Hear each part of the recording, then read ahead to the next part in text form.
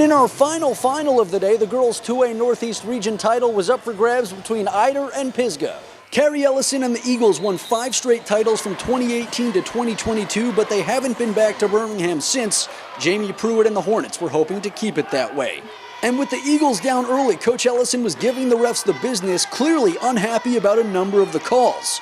Ashton Childress was big for Pisgah with a game-high 13 rebounds, adding 6 points. But McKinley Traylor was a blur for Ider, scoring 26 with 11 coming at the line. Pair that with Kenzie Smith's 27, and Pisgah, we have a problem. The duo combined for 53, outscoring the Eagles by 5 points.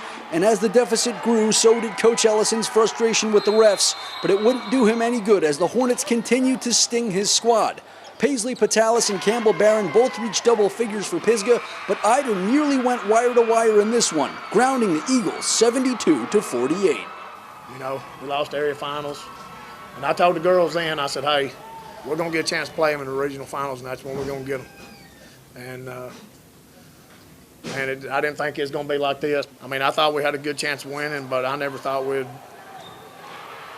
win that way. And even after another tough finale for Pisgah, Coach Ellison is hopeful that the Eagles will fly high again. They whipped us pretty good. We're not ready. It's a tough loss. It's a hard way to end. You know, it's the 4th time we played and ended up splitting 2-2, but they got the one that mattered. So hopefully we do what we're supposed to do, learn, grow, get better, and next year we get to go first in the press conference.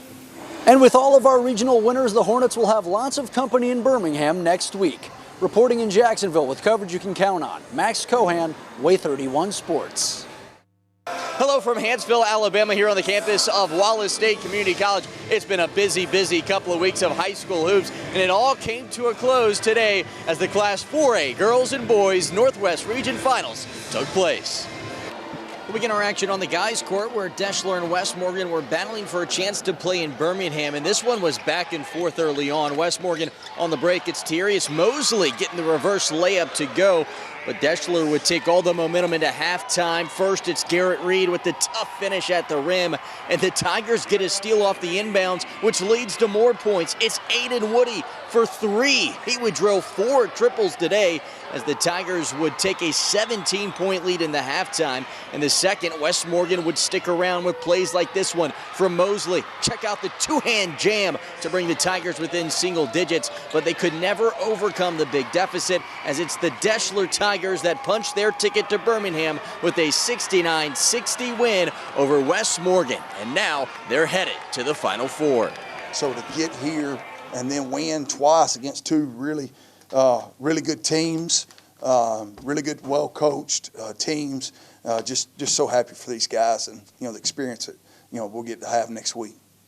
On the girls' court, it was a region showdown between Good Hope and Priceville. The Bulldogs were hoping to return to Birmingham with some good play today. Check out the nice drive here from Lillian Bloodworth, but it was Good Hope that impressed. They would jump out to a 21-2 lead in this game thanks to some stellar play from girls like Bailey Tetro with the steal and score, and they wouldn't stop there. This time, it's Ivy Maddox driving to the rim for the easy layup, but Priceville would battle back. Abby Langless gets the basket to go inside. She would lead Priceville with 15 points, but it was the Raiders that are headed to Birmingham as they end the Bulldogs season with a 62-44 win over Priceville. I'm proud. I'm proud that we, you know, competed, you know, every second and didn't, you know, we got down, I think, 16-2. So I'm just glad they didn't roll over and just let it just, you know, get really ugly. They just kept fighting and battling, and that's what they've done all year. So it didn't surprise me, but I was very, you know, proud of that.